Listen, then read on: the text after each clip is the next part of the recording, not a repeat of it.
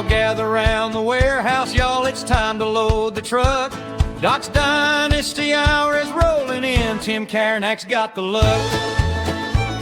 Doc Eisenhower's riding shot.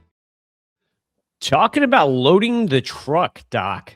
We have a fully loaded podcast here because it's been, I don't know, 2 weeks, 2.5 weeks since we had a Doc's Dynasty Hour. It's been a hot minute. We did a FYPD thing instead of Doc's Dynasty Hour at one point, but we have a fully loaded truck for this episode of Doc's Dynasty Hour. You got me, your host, Tim Kanak at Fantasy Ace Ball here, and of course, the one and only Doc Eisenhower on the X Machine at Doc Eisenhower. With the how's it Papa going? Bear shirt on. What's up, Papa Bear? Yeah, man, I'm just wearing my PJs. You know what it is. I'm feeling pretty good, feeling pretty great. It's just, sometimes we do this when we're doing this every single week. Sometimes it can feel like I already talked about that player recently. Everything's on the table now. Things change so fast. It's so funny, what the narrative. I mean, I went to Fenway earlier this season, when they were just a bunch of deadbeats and there's a lost season. People, even in a 162 game season and a grind and a tenacious schedule that is Major League Baseball, people will forget and they'll have short-sighted insight and they'll have, short-term memories. And there's some players that have been really turning around their seasons. In fact, let me even make a little adjustment here. I'm going to change one of my players today here. This guy right here. Oh, there we go. That guy. We got to talk about him. Podcast show sheet change for the Doc. All right, we're going to start this bad boy off by talking about moves that we made. A lot of leagues just had their trade deadline, a lot of fantasy leagues over the last week. So it was a good time for us to get a lot of trades in. Otnu is still free. You can still trade an Otnu until like the 31st of August. That has to be the latest trade deadline for any fantasy league. I think most other fantasy leagues are pretty much scrapped up at this point.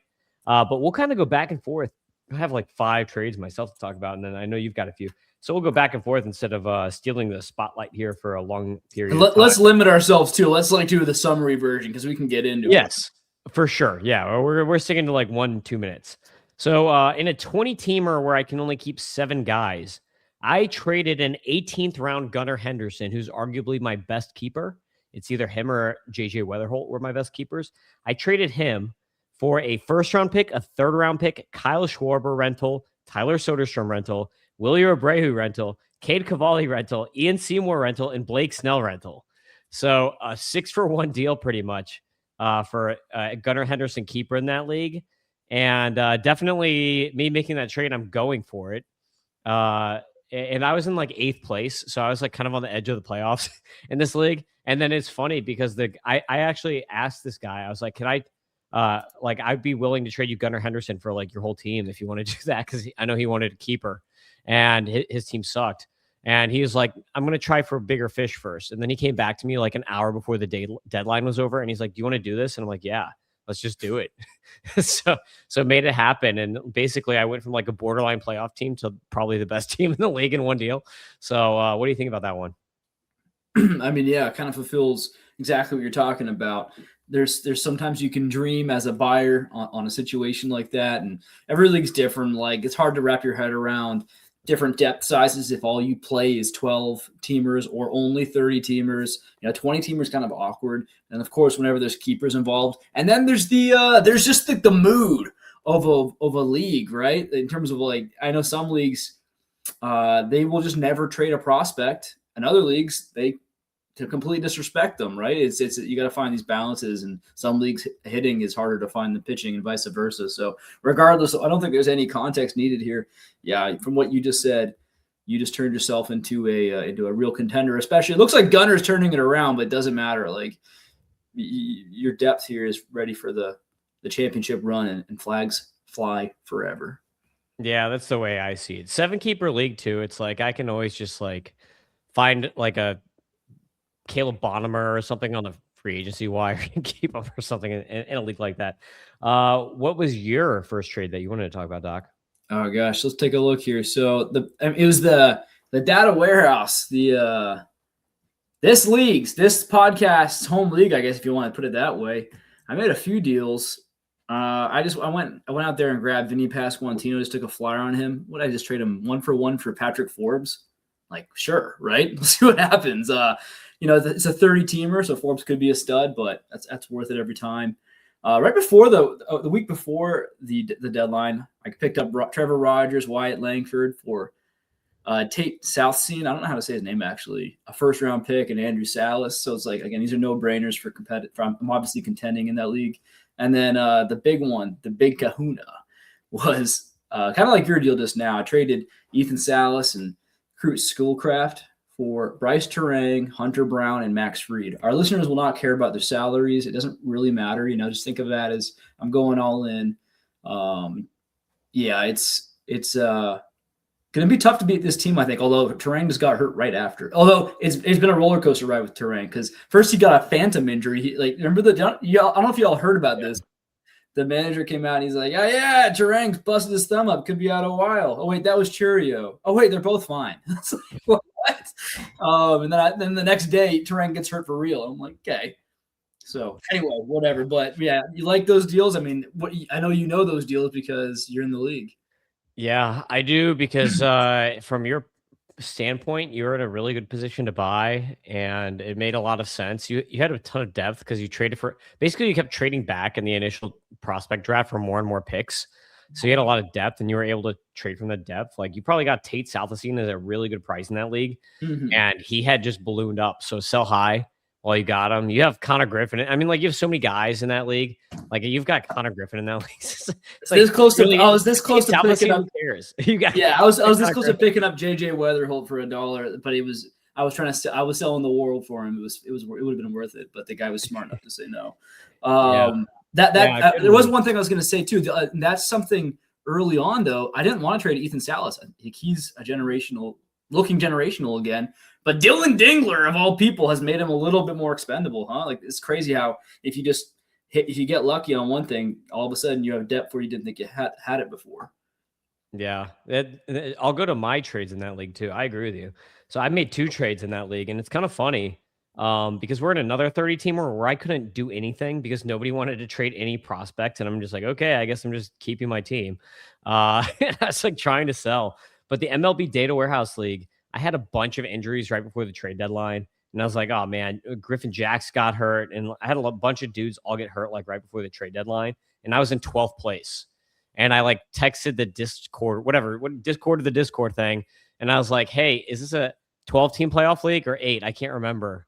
And because the rules say 8, and that's weird for a 30-teamer. And they're like, yeah, it's 8 teams. I'm like, that's super weird for a 30-teamer, whatever. It's kind of hard, but whatever. So I was in like 12th place. I'm like, I guess I'm going to sell. And so I sold in these trades doc, and I'm in like 9th place. So I might make the playoffs even though I sold. But I sold a $10 million Lodolo, $12 million Dames, $3 million Dylan Lee back to John so I traded back for Carson Milbrandt and then I got Jet Williams. And then in another league, I sold this league was this trade is killer. I traded a $4 million Seth Lugo for a 1st-round pick, 2nd-round pick, 3rd-round pick, and Primera. That's ridiculous. That's ridiculous. Yeah. I don't know. We should have probably vetoed that one. Yeah. I mean, I did trade a lot for Lugo because I traded John Milbrandt and who was it? Christian Curtis for Seth Lugo, but then I got way more back for him. So I definitely smoked that guy in that deal. But yeah, I sold and I might make the playoffs still. It's kind of weird. Yeah. What do you got? What's next? All right. I'll do like one more little batch here for you. This is ridiculous. So everyone listening, this is a 12-team league. A lot of these guys are on IL. It's a league where I literally, after these deals, was able to go out there and just pick up Blake Burke and Kemp Alderman to replenish my prospects. So follow me here. I traded. It was from the heart, everyone. I thought about it long and hard. This guy was just being such a jerk because he had Jordan Walker, who I really just wanted to have him back on my team. You all know those leagues, those home leagues, where some kind of heart thing happened, where you had Jordan Walker in your system, then after the first year or two of it not working out or being consistent enough, shipped him off. Now he's blossoming. You're like, I got to get him back. And I said, let's go. Let's get him back. And he drove a hard bargain. It was ridiculous. I lost the trade. I'm going to lose the trade, almost certainly. I traded Ryan Pepiot, Roman Anthony, Cody Bellinger, Bryce Eldridge, and the first and second round picks for Alec Burleson and Jordan Walker and like a couple mid-round picks. But again, this is something in a 30-teamer, your franchise is ruined. Like, don't do that, guys. 20-teamer, don't do that even. You know, like when in a 12-teamer, if you have balls, and like if I showed you my team, I'm not going to spend time here, but my team's electric. We just put up like 20 RBIs today, no questions asked. And by the way, today it feels great because Burleson and Jordan Walker had a great day. And then if you just look, if you love the romance of fantasy baseball, this guy's got balls. We were playing each other this week. This guy I made the deal with, and we're tied for the last seed in playoffs. So he bet on, and he got an Eldridge bomb the other night, but he just got kicked out of the playoffs probably by his own team by his own trade here. Anyway, so that's an insane trade. Just kind of fun, right?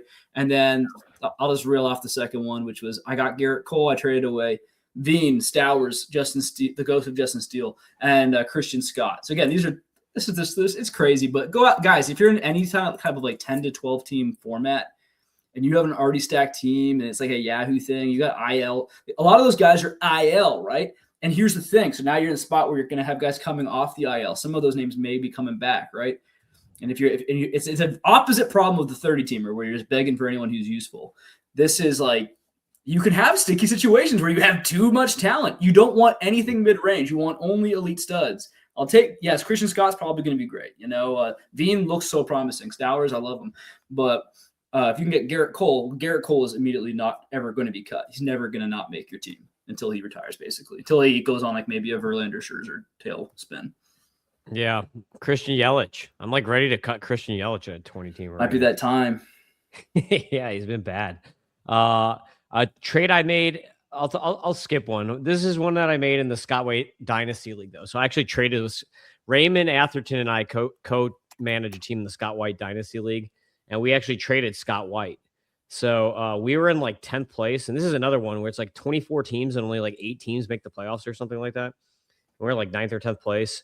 And we're just trying to get the first round pick for next year so we can get Rock or Grady Emerson, basically, was like our whole strategy this year. And we traded expensive Riley Green, expensive Casey Mize, and William Contreras, who's maybe a keeper at $20 at a $260 whatever salary. And we got JoJo Parker, who's a minor leaguer and obviously doesn't cost anything. Pedro Ramirez, Agustin Ramirez, Zebby Matthews, and Marco Dinges. So JoJo Parker was like the big get in that one, but Pedro Ramirez is also really good. And Agustin Ramirez is back up. So he kind of replaced our expensive William Contreras with a really cheap Agustin Ramirez. So we like it. And we were able to rename our team to Car Ramrod because we got Ramirez in that trade. And we already had Emmanuel Rodriguez and Hector Rodriguez and another Rodriguez. So we have a bunch of Rodriguez's and a bunch of Ramirez's. So definitely named the team Car Ramrod after that one. I got one final thing. I don't want to talk. I think we're going to lose. If we haven't lost the audience already, we're going to lose them if we go any much longer. But I got a fun one for everyone at home and you. This is very simple. It's a CBS Industry League. This guy was after Kevin McGonigal on my team all year. I wanted to trade him because I got thoughts. I traded Kevin McGonigal for Jordan Walker. Thumbs up or thumbs down? That's a close one.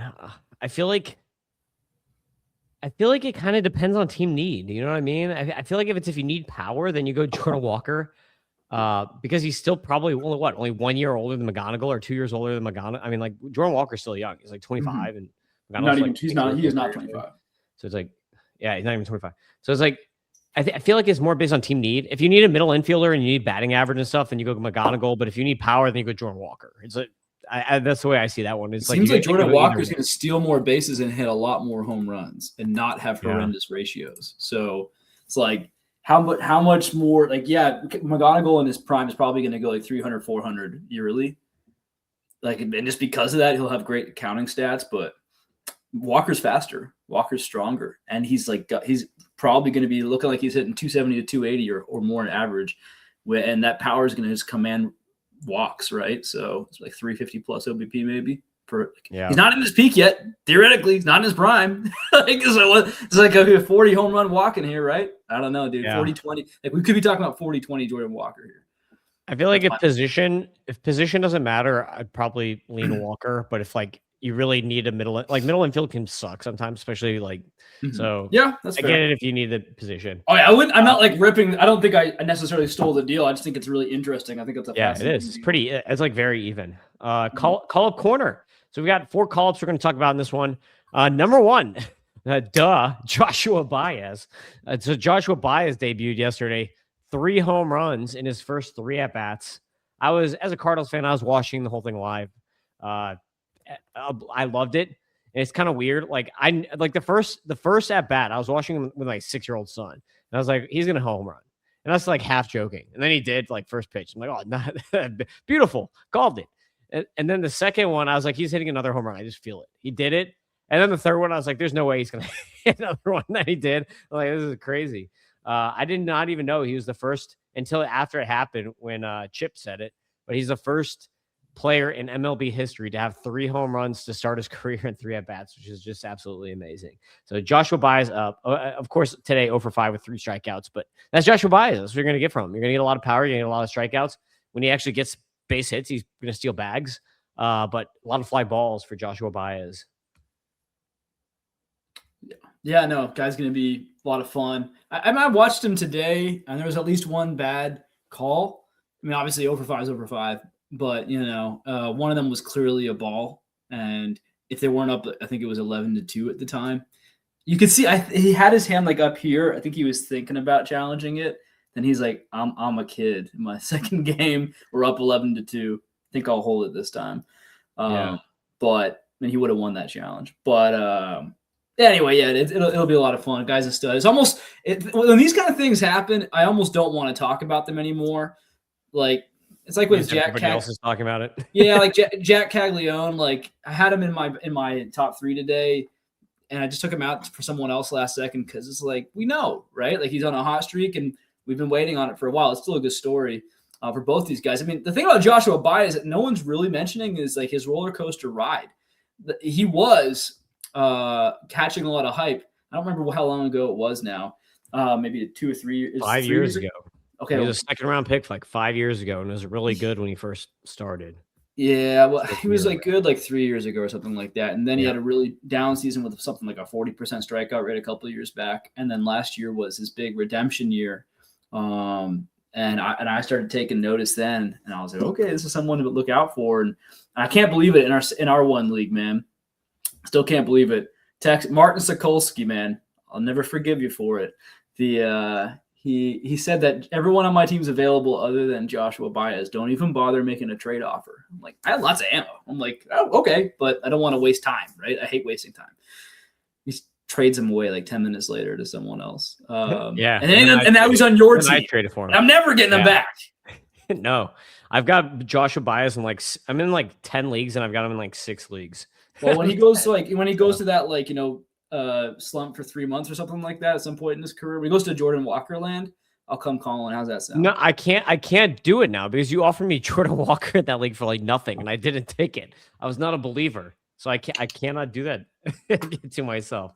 I just have to ride the wave. The number 2 guy in the call-up corner we're going to talk about, Zach Veen, called up with the Rockies. He was number 1 in my T10 last week. Then gets the promotion and bombing away for Zach Veen. This dude built a lot of muscle this offseason and all of a sudden stopped smoking weed. And now all of a sudden the dude is a baller. He hit one in the like nobody hits one in McCovey Cove, and he did it. He did it. It's like, whoa. So splashdown for Zach Veen here. I think this is an underrated. It's Sunday night here. So if you're in like TGFBI leagues, everyone's going to be spending all this money on Joshua Baez. I think the sneaky move is actually to just go get Zach Veen for like 1/10 of the price. Yeah, that's probably true. I like Veen. I think it's a great story. I'm a sucker for the romance of baseball. And again, I picked that guy up like 5 seconds before flipping him in that Cole deal in that shallow league. But Part of me when I traded him away, even though I need to do it, and just in that context, it was a must do. I wish I had him because I don't think I have him on any other team, any other roster. So I'll be rooting for him from afar. Again, like look at what Coors did for Jake McCarthy. Look what it's doing for a lot of guys. Like the Rockies are sneaky fun this year. Rooting for Zach Veen. Yeah, they're gonna be even more fun next year. They'll have Condon too. So Ethan Holiday's on the way, and he was ready to be going, and he was ready to knock those nerds in the mouth, man. People were doubting him all offseason. He came out with like 9 home runs or something. Like, and like 130 at bats. He had like 9 home runs. No, it was less. So he was crushing it, dude. Anyway, he'll be back. He'll be good. Yeah. Number 3 on the call-ups, Quinn Matthews. Quinn Matthews was called up like 2 weeks ago. I watched that debut at my parents' house, and he was way better than the stats. For whatever reason, Jimmy Crooks he kept going up 0-2, and Jimmy Crooks called like waste pitches every like 3 waste pitches. And I'm like, what are you doing? You're just like making him go 3-2 for no reason when he's up 0-2 on every single hitter. You're just like wasting high fastballs like a foot above the guy's head. It's like, what are we doing here? So I did not like the calls. I'll tell you that. But I think Quinn Matthews was much better than the line showed. And he looked really sharp, and he's going to be back tomorrow. Cardinals have a doubleheader Monday, and he is pitching game 1 of that doubleheader. So Quinn Matthews back in the majors. It'll be interesting to see if he sticks around. Liberatore has been kind of bad, so maybe, I don't know, something happens. Maybe Dobbins or Liberatore to the pen. Quinn Matthews starts. I don't know. We'll see what happens after the doubleheader. Kind of depends on his performance, I guess. On if he performs very well, maybe he sticks around. So what do you think about Quinn? Well, first of all, Liberatore is just so frustrating. He's the opposite story of the guy I'm going to talk about later, the guy I added on here, the other Missouri arm, if y'all can't figure that out already. The other boring guy who shouldn't be as good as he is.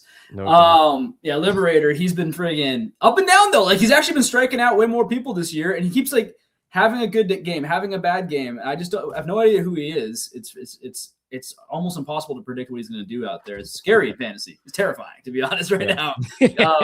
I got to roster him in that one league, right? Because I got him for like the league minimum for the next couple of years. So he's not going anywhere. He's just kind of like the Cardinals, I guess, in real life. They're like, I guess we got him. Yeah. It's like he'll go every other start. It's like 0 ERA, 8 strikeouts, 6 innings. And then the next start, it's like 10 ERA. Yeah, at Wrigley. 2 innings. No worries.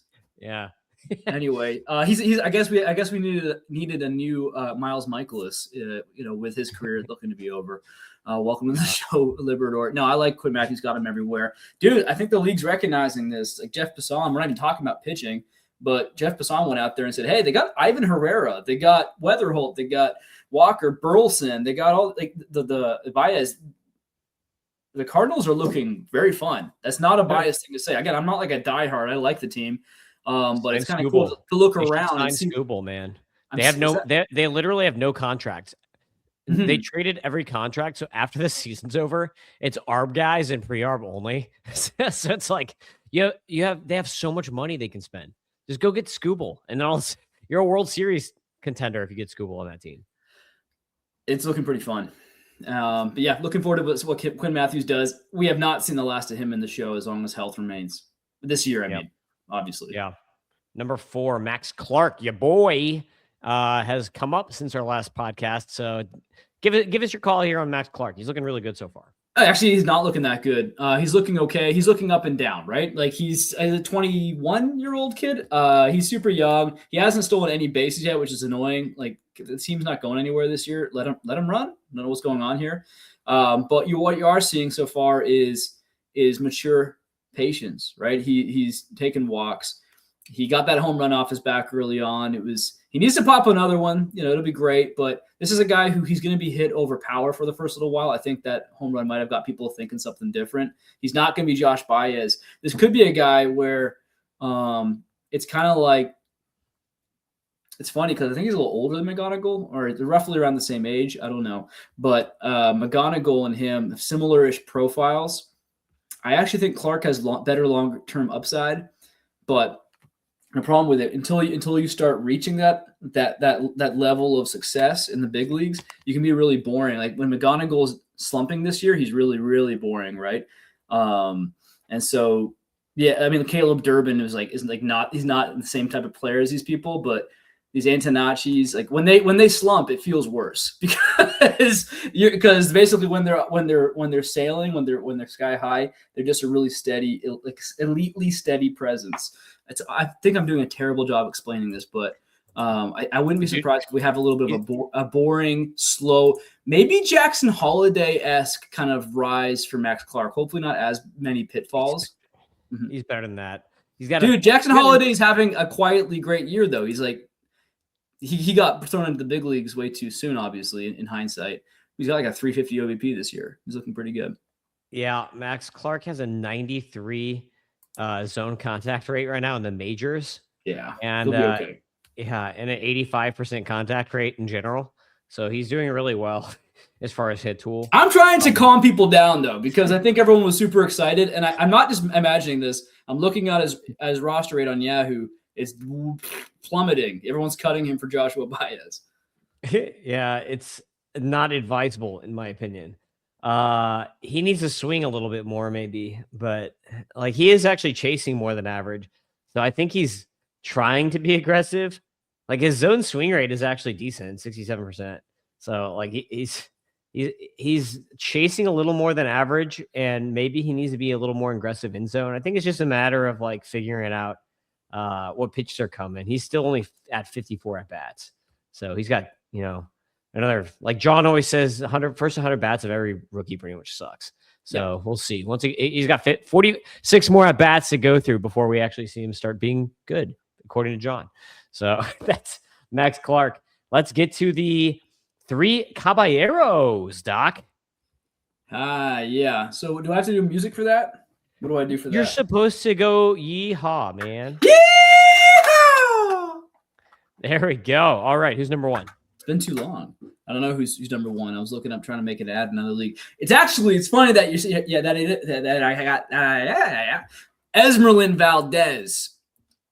Because you were just talking about, how you're not supposed to be good in your first 100 at bats. Well, he was really good. And then everyone has tiny brain syndrome, man. And by everyone, I mean like a lot of people, too many people.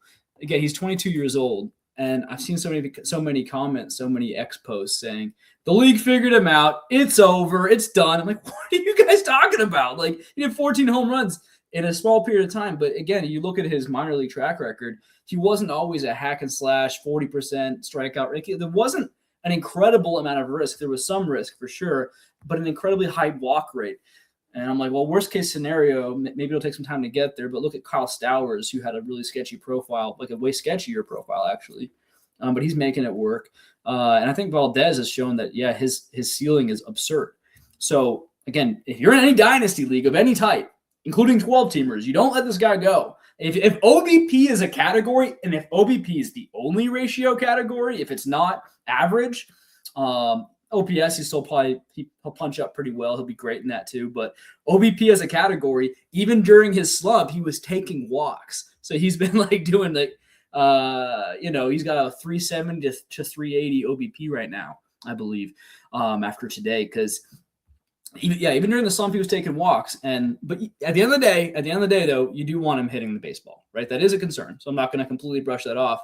But you look at today, 2 hits, a couple runs, two hits yesterday, hit the day before, 2 hits, 1 hit. Well, he's actually on a hitting streak right now. No one would know it based on the rhetoric because they want 3 home runs every day, which that's the classic model of Esmeralyn Valdez. And being 22 years old, I wouldn't be surprised if he comes back. Yeah, if you're in an average only league, different vibe. Like this is going to be a completely different valuation. And batting it's interesting because we play in a couple leagues where batting average is a category as well as OBP or as well as OPS. And that, is going to affect his stock somewhat. But I think we're at a little bit better than a Joey Gallo outcome here. What do you think about Esmeralyn Valdez? He's so underrated. He's still underrated. Like you can buy back in on the guy that you were kicking yourself for not being on. Hey, everyone, you can buy back in. It's right now. It's about to close. I have a crazy stat for you here. His Z minus O swing is 44%. 40% is considered like very good. That's considered plus. So I'm a dumb guy. Can you explain like what that would mean? Okay, that's zone swing minus O swing, which is chase rate. So that's saying basically his zone swing is 66% and his chase rate is only 21%. So he's basically got a 45% Z minus O swing. And like I said, 40% is plus. That's 40% is like a 60 grade plate approach. And he's at like 45%. And somehow he's striking out 36% of the time, despite having an advanced zone minus chase rate. That shows you alone, not to mention his minor league track record of having more like a 20 to 25% K rate, that his K rate is going to go down. That's absurd that he has that high of a K rate and then that low of a chase rate and that good of a Z minus O.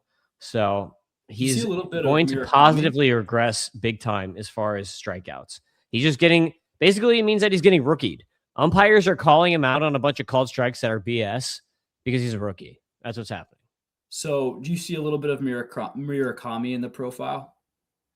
Yeah, righty version, I guess. So yeah, I didn't think Murakami was going to play, but it seems like he's sticking around, man. Kind of a similar deal. I told you, man. I told you and John he's Max Muncy. Didn't I tell you at the beginning of the season? I was like, he is basically the Japanese Max Muncy. Yeah, I just figured that if you have like a 60% contact rate overseas, usually like, people have a hard time adjusting when they come over here. People were also telling me that, MI was going to be a Cy Young candidate off the bat. So it's just different for everyone. He's one of those guys where it's like, I'm glad to be wrong. It's good for baseball for Murakami to succeed. And obviously I'm saying I want Valdez to succeed. So there's that. By the way, our comment earlier about Crystal Ball saying that we feel like Quinn Matthews will appear in the big league sometime. That's going to seem a little bit obvious by the time people hear our podcast, because it's been announced that Matthews will be called up and start game 1 of Monday's doubleheader against the Reds. I said that already. You said it was going to happen? Yeah, I said that already. Well, I said he'll probably be back up. No, I already said he was going to be back up. I already knew that. Oh, like as a fact. I was just saying it like I was predicting it. Hey, anyone who zoned out earlier because it was getting boring, you're welcome for reminding you, because obviously I thought it was really boring. Caballero number 2, numero dos. I think I got Abby Bombs there, right? Shout out to gosh, I forgot the guy's handle, but I shouted him out on X. Dukes was my guy. It's like an interesting handle on X. Anyway, he's been hyping up Abimelech Ortiz for years now. That's Drew Wheeler. Drew Wheeler has been obsessed with this guy forever. Yeah, man. And I was in, and then I was out, and I missed out. So because of that I missed out at the wrong time when he started figuring things out again, and being interesting, because I saw a hack and slash kind of profile. I thought I was seeing Davison de Los Santos. Then he fixed some things, and he's 24 years old.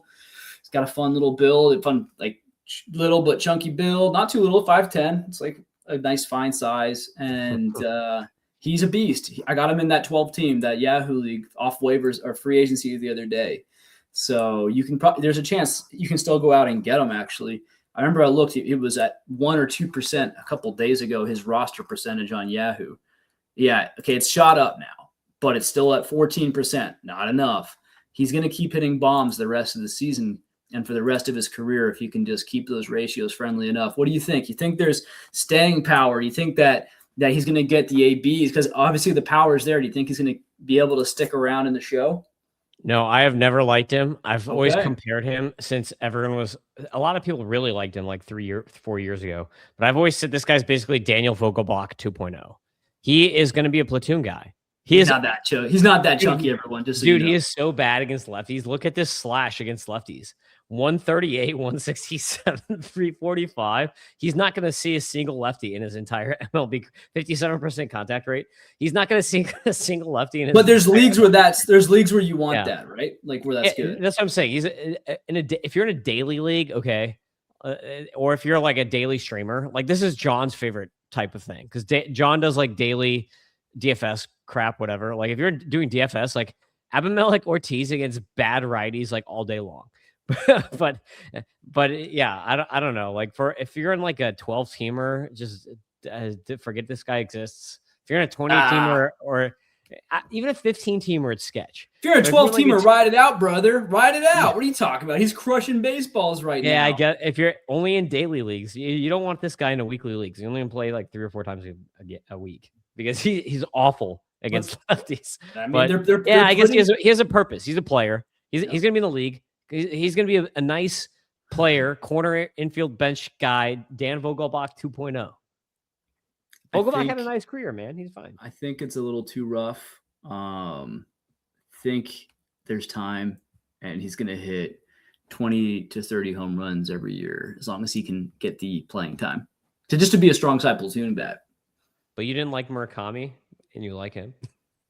Well, this guy, I mean, Murakami is like, again, 60% contact rates coming from overseas. That was not MLB. That was overseas 60%. So 67% here in the minors. Yeah, no, that's what I mean. 60 that's better than 60% in Japan. 60% guys, usually guys with like a 60% contact rate in Japan come over here, it's like 50%. So yeah, but he's just a strange guy for Japan. He is special. So don't keep that out of here. Yeah. All right, number 3. Number 3. So this is where I had Jack Caglione. Shout out to the kid. No one's trading him to me. I was so upset at the trade deadline. I've been trying to get him off teams all year. He's always owned by an Italian GM. And they tell me, though, like, you can't take the chosen one, the native child. I'm like, brother, shut up. Give me this player I want. Because I knew this was going to happen. I think he's going to have, he's going to be, it'll be interesting to see like him, Bryce Eldridge. By the way, I guess I could have put Bryce Eldridge in here too. But like, because people are forgetting about him. And by the way, Eldridge has the safer profile. He's already taken better walks at 21 years old. I probably should have put Bryce Eldridge in here. But there's two. We're chock full. We're chock full of talent. We're at a full bus, like you said. So anyway, it'll be interesting between like the three of Eldridge, Cags, and Walker to see. I think all three of those guys have the potential to be like Aaron Judgian almost, right? Like 40 plus home runs during their peak every year, which is not common. It feels like we're in a very blessed era. Those guys are monstrous human beings, and I think it's going to be a lot of fun to watch them. I didn't pick him though, and I guess I should have, but I picked Noah Cameron because shout out to the kid, man. I think everyone had written him off. Let me go check out his splits, like his month, like what he had per month here. Today he had a one hitter. He threw one hit. I watched it live. Yeah. This is a guy I was hyping up, and people were putting me down saying, no, he's not a major leaguer because he doesn't throw 97. I'm like, okay, well, they don't all have to do that. He's a crafty lefty. And last year, I didn't think last year was going to be repeated, but I did have concerns. There was, some regression coming from a 2.99 ERA and a 1.099 whip. But honestly, he's he had a rough start to this year. I'm trying to find the splits here because there was a point where I was like, dang, maybe it's not going to work out. So I just love this redemption story. Again, he went for how often do you see a complete game shutout anymore? That's just like, I felt like I looked up. I was doing other things. I looked up and I saw, yep, he's still crushing it. He had a no hitter in the seventh inning. And I looked up in the ninth. He was still there. I said, heck yeah, brother. As we see here, the months he had an ERA of 3.43 in May, and I was excited. Then he went 5.52 in June, and there were some very ugly outings, and I think a lot of people were cutting bait with him, but he's been a stud since. Actually, the majority of the season, he's been really good, sub 4 ERAs in every month, other than that. So, he's just not going to be super exciting for you. If you're in like a K's heavy league or format, obviously his value is not changing too much. But Noah Cameron, I just want to give him a shout out. And I'm not sure if it's a buying moment, but maybe some people in your league still aren't fully believing this is real for whatever reason. He's not on a coastal team. Yeah, he's still at 55% rostered in Yahoo. And that's after going up 13% in the last day. So despite having, elite numbers, before today, he had a 3.21 ERA and a 0.92 whip over the last month, and people said, nah, I'm good. It's not like the Ks are non-existent. It's almost a strikeout per inning. So he's a guy who's just underrated, and I want to give a shout out to the kid. He's less of a buy, more of a shout out. Yeah, he has only given up 5 earned runs in his last 5 starts. So that's pretty good. 34 strikeouts and 35 and 2/3 innings. So like you said, almost a K per 9. It's fine. Only 9 walks. So pretty solid player here, Noah Cameron. And there's leagues where he might be on waivers still, like 12 teamers, 10 teamers. You might be able to still just add him in a league like that. So that is the 3 Caballeros. Who do you have for all hat, no cattle? And for those who don't remember, that is your biggest phony of the week. Yeah, I'd say that. Who do I think I put down Trent Grisham here. Yeah, it's just mustache brother. How dare you? I haven't had my mustache for a little while. They'll come back later this year, I think, or maybe early next year. Yeah, I mean, his Savant page looks pretty sexy, but I just didn't buy in last year, so I'm not buying in this year. He could finish strong again. We'll see, but it's just a guy where if I'm wanting to make a gamble, my league on the line with my championship on the line, I'm not going to hope that Trent Grisham's the right kind of Trent Grisham at the right time. If you're again, it's kind of awkward talking about buys right now. Again, we're mostly past the trade deadline. If I had him on my team, I'd be selling him at the deadline if they were still open. And if I saw him on waivers, hey man, yeah, if you want to go put a low level bid in, for by all means, go ahead, see if you get him, but don't waste too much fab on the kid. Yeah. All righty. Who do you have? I'll do mine. Huckleberry of the week. Huckleberry of the week. This is my balla of the week. I got Pete Alonso, man. So people were talking crap about Pete Alonso a couple weeks ago. They're like, "Oh, look, Orioles spent all this money on Pete Alonso." Who was saying that? Dude, people were like, Alonso's having his worst season of his career. People were saying that like 2 weeks ago. Like, this is the worst year of his whole career. And then he's had what, like 5-6 home runs in the last week or something like that. Now he's up to like 27 bombs. And he's still on pace for like 35 homers this year. It might be his like best year by some metrics. Yeah, even though I think Baltimore is a harder park to hit in for righties than New York, if I'm not mistaken. But there were people a couple weeks ago who were saying, "Oh, look how much money the Orioles spent. He's having his worst career year." Blah blah blah, and then like all of a sudden he's balling out, saying he's gonna be, he's leading off now. He's like, "Oh yeah, I'm gonna be like Schwarber. I'm leading off, whatever." So I love it. I love Polar Pete. He's one of the funnest personalities too in baseball. He's just kind of a big kid. He's like a big goofball. So Pete Alonso, give him the shout out. Huckleberry of the week here, killer week. Put him where they put him in their place, Pete, because he's just doing his normal thing like every year. 35, 40 bombs like clockwork for Pete Alonso. No, he's got best walk rate of his career, best EVs of his career. I think it's just so amazing. That's kind of what I was talking about earlier. We just have fantasy football brain now where, and that's the funniest sport. A guy does something in 2 weeks, that's his whole season's defined. But you can't have that be your brain in fantasy baseball, folks, especially Dynasty. Yep. Who do you have? Huckleberry of the week. Alec Burleson. Yeah. Alec Burleson. Yeah, man. I mean, I've hyped this guy over. Oh, what's that? I said I almost put him, but I knew you. I had a feeling you were going to fit him in somehow. Yeah, it's because everyone's.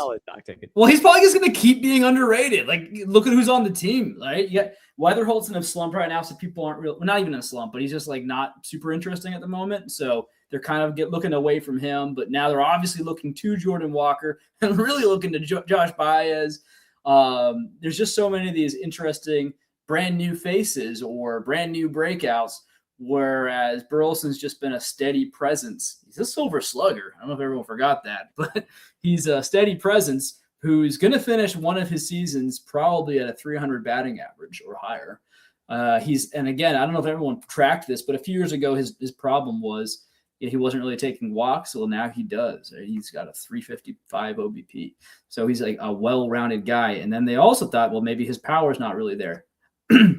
He just cracked his 21st home run. If he stays healthy, we're almost certainly, I think I could say that, almost certainly looking at a 25-plus home run season, which I think that might finally get him out of it's kind of like Vinny Pasquantino, what we thought was going to happen for him this year after last year's power breakout. It's like everyone was kind of hoping that was in there to make him a little bit more sexy, bring him that next echelon of first baseman, which Alec Burleson will be next year, and he will not be an outfielder for fantasy formats. That is something to consider, but on my final cherry on top for the kid, he's only 20. He is still a kid. He's 27. He's only 27 years old, right? I feel like a lot of people just treat him like he's 31, 32, just a seasoned vet. And I guess on the Cardinals, he kind of is now, right? He's one of the older guys at 27 years old, aka just entering his prime. And the data shows it. The stats, the back of the baseball card shows it. It's an exciting time to be a Cardinals fan. And yeah, Alec Burleson just quietly getting it done out there. A lot of fun to watch. What do you think? I mean, what am I talking about? We're talking about an actual diehard Cardinals fan here. I'm guessing you agree. Yeah, he's awesome. I've always thought that he's kind of like a Lance Berkman light. He doesn't have the same amount of power as Lance Berkman, but also he's in a worse ballpark. Like if I think that if he was in any other ballpark, he would be like a superstar because he'd be hitting 30 home runs instead of 20. St. Louis is the worst ballpark for lefty power. Yeah, again, he might just be hitting 25 in St. Louis. So yeah, he might have 120 RBI this year. He has like 86 RBI before today. So he's at like 90 RBI or something now because he had a big day today too. So he's at like 90 RBI and he still has like 35, whatever games left. Like he could easily get like 115, 120 RBI, which is pretty sick. Like he could be I think, where is he in RBI leaders? Like I never look at RBI anymore, because like such a. But it's usually a category we play with. It's something I think that the fantasy community probably overlooks these days because it's real. So here's the RBI leaders in all of baseball. Sal Stewart, 91, tied with Abrams, and there's Jordan Alvarez, and there's a guy named Alec Burleson. So not bad, right? And he's actually just 2 ahead of Jordan Walker. Although I don't think this is updated from today's stats, so you can add 4 RBIs for Burley today. So I think he might be at 90 now. And Walker had 4 too. Geez, yeah, the Cardinals are stacked, dude. It's getting out of control. All right, let's get to the yellow belly of the week. These are the guys that we don't like, that we're kind of afraid of. I put Eduardo Rodriguez because I can't even like dictate how many offers I got at these trade deadlines for people trying to sell me Eduardo Rodriguez. I was like, no, I do not want, like literally like 5 different leagues I got offered Eduardo Rodriguez. I'm just like, he is not good. I don't want him. I do not believe anything he's doing. It's a complete mirage. A 9.6 K minus walk rate this year. He has a 2.71 ERA, but a 4.67 Sierra. Like that's one of the biggest differences between ERA and Sierra I've ever seen. Like a full 2 runs. Eduardo Rodriguez is not good. I do not want him. Do not offer him to me. I want nothing to do with Eduardo Rodriguez. So that's why he's my biggest yellow belly of the week, because it's like one morning I woke up like right before these deadlines, and I had like 4 offers in 4 different leagues, all with Eduardo Rodriguez. I'm like, what? Like, is this like a conspiracy to try to get me to buy into Eduardo Rodriguez amongst other leagues? Like, what's going on here? It's like God's trying to tell me I need him or something. I don't know, but I declined them all. So no Eduardo Rodriguez for me. Yeah, no, I mean, if you're smart and you should try to sell him, but try to sell him to a contender, knowing that this is his magical year and you're not getting this again next year, most likely. Yeah, no, he did not make. I'm sure they were trying to send you like really sell high, like trying to sell him at a 2.72 ERA, which is not. Oh yeah, I had somebody offer me like they wanted. It was like a top pitching prospect in one of my odd new leagues for him. I think it was like someone offered me like it's like Thomas White for Eduardo Rodriguez. I'm just like, no, like what? Like, beautiful. Get this out of here. Yeah. So I did. I looked at the updated numbers today. Burleson has leapfrogged Jordan Alvarez. Jordan Walker has tied him. That means Alec Burleson is now 1 RBI away from being the league leader. So yeah. And Dylan Dingler's right up there too. Dude, what a crazy life. Like, that's what I'm talking. We talk in so much certainty in the off seasons about how things are going to work. Remember a year or 2 ago, it was like, who's going to be the Tigers catcher of the future? Brasinho or Lorenzo, or there was like, there's a third guy, I forget. But it wasn't Dylan Dingler. He was like the stopgap, right? Just some guy. Yeah, he's this white guy. And then comes Dirk out Diggler. here. Yeah, he's just an absolute beast. I wrote about him earlier this year. I think I was like, yeah, Drake Baldwin, I don't know, I'm going on this tangent, but I was like, Drake Baldwin's doing great things, but you can't afford him anymore. Go get this other guy. He's kind of doing similar things. It probably won't last, but who knows? Yeah. You got to pay attention to early trends. Okay. But those aren't my guys. For next year. Yeah. What's well, that? You got a catcher. Who you got? You do have a catcher. I guess we'll tie it in. Yeah. So this is a guy who, again, I don't like the negative stuff. I don't like, I don't like these trots, but I just never got in on Kyle Riley. I kept waiting for it. It's kind of like Eduardo Rodriguez to some extent, maybe different, but I was like, I kept waiting for Kyle Riley to come back down to earth last year, and it never happened. Well, it happened. It happened and then some. I think this is the other side of things. So it's interesting. Like I have a yellow belly, as in like I want nothing to do with him at this current moment because he's just probably lost mentally. So, this is oddly like, look at this. I hate the negative stuff so bad. I'm finding a reason to buy him, actually. Yeah, like if someone's really trying to fire sale, like get him off my team, take him. But if anyone's trying to recoup anywhere close to the value of last year, no, I have the yellowest belly.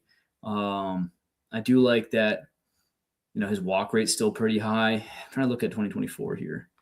Yeah, that's what I remember noticing like last year. I was like, I guess I got to give him credit. He does take walks, but this year it's just everything's gone wrong. There's nothing good.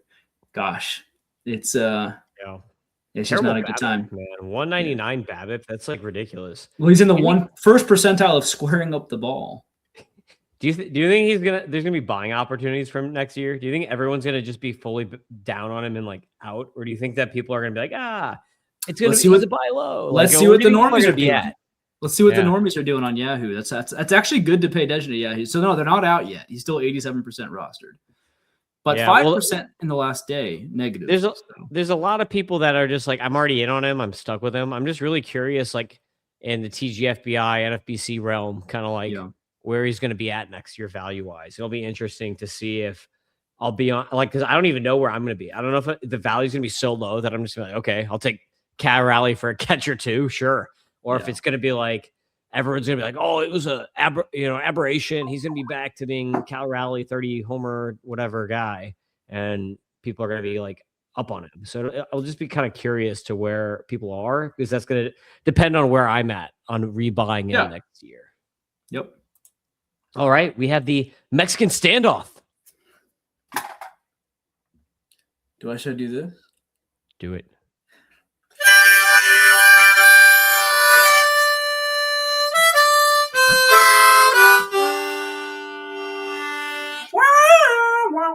We also do that. We do like variations. That's good. Yeah. Look at the combo. It's okay. Yeah. The combo effect. All right, Mexicans. Yeah, the harmonica was much better than your actual. Do it. Let's do it. Take two. What do you want me to do? Not the harmonica. Take two on your vocal. You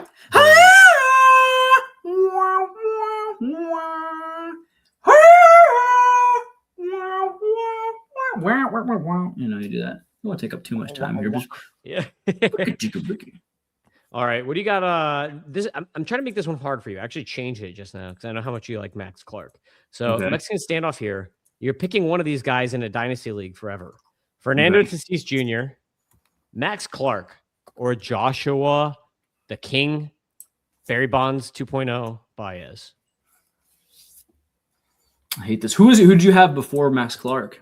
I had Miguel Vargas on there. Oh yeah, that would have been. This is a much better one for you. It's much more difficult. Because I don't actually like Tatis that much as a player. I don't really care about the Padres or his success. That's the smart decision very easily. He's still 27, and people have been ripping on. Haven't people been ripping on him for having a down year? Am I crazy? Dude, he was so bad until the second half, and now he's going off. He had 2 home runs. He had like 2 home runs at the All-Star break. Now he's like 13. So baseball. And he's got lots of stolen bags. So it's dumb to not say Tatis. I'm going to try to mentally explore rationale for going other directions. Because the thing is, Max Clark I think will be great. But like if I said let's just pick up last year's Tatis, and if I say that at 26 years old, Max Clark will be going 25 and 32 with a 268 average and 368 OBP, I'd be like, that's awesome, elite outcome. You know what I mean? So. Unfortunately, between those two, I'd have to go with Tatis, even though I love Max Clark. I like him more as a player, as a person. Yes, I saw him play in high school, back in Indiana. So I got the personal stuff there. But as y'all can tell, I'm trying to be honest here, let you know what I actually think. Because there's a difference between, I'll go out there and roster Miles Michaelis up until the very end. Literally just cut him today in some leagues. But I won't advise you do it. Except when he was on those hot streaks in May. May was a great month. Or was it June? I don't remember anymore. Joshua Baez, though, is a little bit more interesting. Because he is already Max Clark, you're hoping he's got that polished game. that you're just not sure where the ceiling is. Because if you can get the power going, if can he get to 25, 30 home runs, like that would be really interesting. Will he start running because he's got great speed? So Max Clark could be interesting, but we know that Josh Baez is a freak. He's a physical freak. He's 6'3" and what's his 220. He stole tons of bags. I don't know how fast he actually is. I'm guessing he has to be pretty fast though. He stole a lot of bases. He had like 40 something steals last year. Yeah, you have 54 steals. 54 steals in the minors last year. Yeah, so he's got the freakish traits to be a, that's the thing. Again, we're saying it to be a Tatis, right? Tatis is already Tatis. So if you're asking me right now, if I have all three on my team and I have to cut two, that is the question, I have to cut Baez and Clark against my heart. So yeah, it's tough though. Most of the listeners who are not prospect geeks are probably like, how is this at all difficult? You guys are stupid. Yeah, well, it's because Max Clark is 21, Joshua Baez is 23, Tatis is 27 right now. So theoretically, you want to say, okay, Tatis is in his peak, right? Like he's not in his peak; he's entering his peak. So we haven't seen the peak. Well, yet. I mean, I think the peak is more like 27 to 30, but 20. I think people are crazy. I think 27 to 33, you can have like your peak here and there at any given point. And then it varies for a player of his caliber. Probably 33. Yes, that's what I'm saying, right? Like, I saw some stat going around the other day of like people saying, "Oh, once you're 30, after 30, it's all over." And I was busy, so I couldn't respond. Like Ross Jensen was on it. I have actually done a ton of research on this, so I'm gonna for 1 minute here. It all depends on the quality of the player. Yes, like I think you and I have talked about this and agreed on this. Like the Hall of Fame guys drop off at like 35. The All-Star guys drop off at like 33. And then your average Joe guys start dropping off at like 31. So like if you're just like a replacement level player, then like when you're 31, that's when you start dropping off. But like All-Star to Hall of Fame guy like Tatis it's gonna be like 33 or 34, kind of like we saw with like Nolan Arenado. Arenado's having a fine season because he's a Hall of Famer, like he's still, you can have look at Paul Goldschmidt for the first half of this year. This guy's like, I still Goddard, these guys can just pull because they're so talented. They can just tap in and go on hot streaks at any given moment, even if if they become a subpar compared to their peak. You got a longer way to fall. Maybe that's a good way to put it. Yeah, exactly. It is a tough one though. I mean, like even I am like, okay, would it be Tatis? I actually have Max Clark ranked the highest, higher than Baez on my prospect rankings, but it kind of depends on your league type too. Between those two guys, I have them like right next to each other. I have them 6 and 7. Oh yeah, and this in this 12-teamer, it's insane. But I'd stick with Clark and Baez because it's more fun for me that way. Yeah. But 30-teamer. No. See you guys. I'm going with the safety. Yeah, exactly. It's a tough one though. So I agree. Like I'm probably sticking with Tatis myself too. It's tough though, and it would suck to like have to choose between the other guys. But it's so close between those three guys. So that is the Mexican standoff, and that is Doc's Dynasty Hour. Go follow Doc on the X Machine at Doc Eisenhower. We're working on a special. We're trying to get a prospect on here. We're going to try to get some prospects in the offseason to jump on the show with us as we're doing like our normal, like, okay, going through the 30 teams and talking about the top 20 guys in each system. We're going to be doing that in the off season. We're also going to be trying to get prospects on here and talking to some prospects. So Doc's got the connects. Doc's got the magic tongue. He's got the gift of the gab to get the prospects on the podcast. So we'll see what he does. And hopefully I don't offend any of them because I was like going through some questions with Doc. Like, what if I ask him this? Doc's like, probably shouldn't. So trying to infuriate high-end prospects on our show. Maybe we should do some listener questions. Oh, George Lombard is a fan of mine now because I've been getting some good video on Jacob Lombard. So George Lombard, new prospect dad of the show. This week's prospect dad of the show, George Lombard, senior here. But that's it. That's the podcast. Make sure you subscribe to MLB Data Warehouse and tell John you're subscribing because of Tim and Doc, not because of him. He sucks. We rule. Peace out. See you next time. Stay sharp, stay hungry, keep them barrels flying high. This is Doc's Dynasty Hour. We'll catch you on the other side.